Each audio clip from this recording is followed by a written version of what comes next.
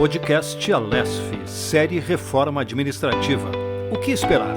Com análise de Pedro Pontual, presidente da ANESP, Associação Nacional dos Especialistas de Políticas Públicas e Gestão Governamental. Olá, meu nome é Pedro Pontual e eu vim aqui conversar sobre a reforma administrativa.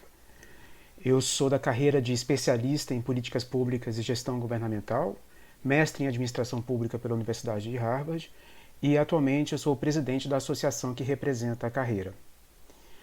A reforma administrativa foi apresentada pelo governo dentro de um contexto de uma discussão fiscal, ou seja, sobre os custos do serviço público, mas com o objetivo apresentado de melhoria da qualidade do serviço público. No entanto, na exposição de motivos entregada formalmente ao Congresso Nacional, o ministro Paulo Guedes diz que a proposta não apresenta ou não traz impactos orçamentários e financeiros, que essa é uma possibilidade do futuro. Então não tem qualquer garantia ou estimativa de que a PEC, de fato, mude os custos do serviço público. Com relação à melhoria do serviço público, que é o objetivo declarado, não há qualquer tipo de medição sobre o serviço público, sobre a qualidade, e sequer foram ouvidas as pessoas que fazem uso do serviço público. O que coloca um pouco em dúvida de como se então pretende melhorar o serviço público se não se sabe o estado atual e aonde se quer chegar. E quais são os itens que precisam ser efetivamente melhorados. É feito um argumento também dentro da proposta de que a folha de pagamento é grande e precisa ser reduzida. De novo, isso é contraditório com a própria afirmação no documento assinado pelo ministro de que não traz impacto fiscal, mas também a proposta traz, em 3 pontos diferentes, a possibilidade de contratação temporária. Na verdade, em 2 desses pontos, essa possibilidade acaba ficando mascarada e aquilo que hoje é classificado como gasto impessoal, se essas propostas forem incorporadas à Constituição Federal, elas vão ficar escondidas em despesas correntes. Então, não se trata tanto de uma questão de reduzir a folha de pagamento, mas de esconder o pagamento de contratos temporários. Ainda tem uma discussão de que a PEC 32/2020, ela não afetaria os servidores públicos atuais. Bom, isso não é completamente verdadeiro. Por quê?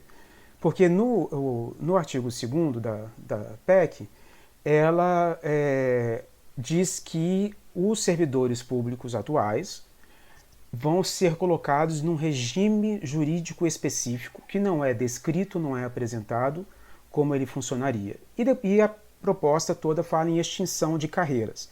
Então é muito provável que os servidores atuais acabem sendo enquadrados como cargos ou carreiras em extinção, o que, se a gente for olhar o exemplo de outras situações onde isso já aconteceu no passado, acabam sendo, na prática, embora continue existindo formalmente, na prática acaba não havendo mais possibilidades de capacitação, de qualificação, porque aquela carreira é vista como sendo uma carreira que logo mais não existirá. E isso é bastante preocupante e não parece ser uma política que seja estimulante ou que realmente busque valorizar ou respeitar o servidor público atual. Por fim, existe uma certa dificuldade na lógica do raciocínio que é apresentado em torno da PEC. Como eu mencionei, não tem um diagnóstico de quais são os fatores do serviço público que precisam ser efetivamente melhorados. Sem esse diagnóstico, fica muito difícil planejar toda uma reforma, porque você não sabe o que você quer melhorar.